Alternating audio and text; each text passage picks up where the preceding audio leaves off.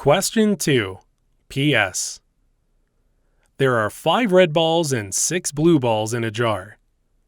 One ball is selected at random from the jar and not replaced, and then another ball is selected from the jar. What is the probability that the first ball is red and the second ball is blue? Solution: without a replacement. This means the first selection has not been replaced by another identical item before the second selection. We have to find the probability that the first ball is red and the second ball is blue if 2 balls are selected one after another without replacement from a jar that contains 5 red balls and 6 blue balls. Note: change in the denominator on the second calculation because the first 1 ball selected is not replaced.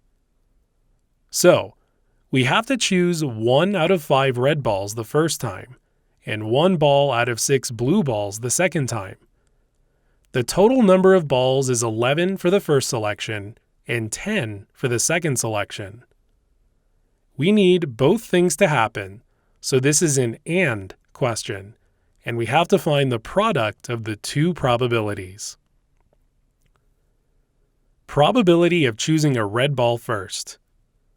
We can choose 1 out of 5 red balls in 5 choose 1 ways, and the total ways to choose 1 ball out of all 6 plus 5 equals 11 balls are 11 choose 1.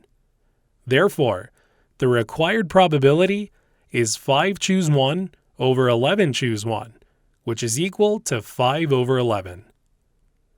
Probability of choosing a blue ball second.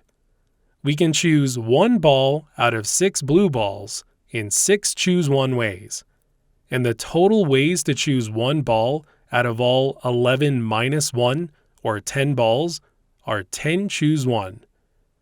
Therefore, the required probability is 6 choose 1 over 10 choose 1, which is equal to 6 over 10.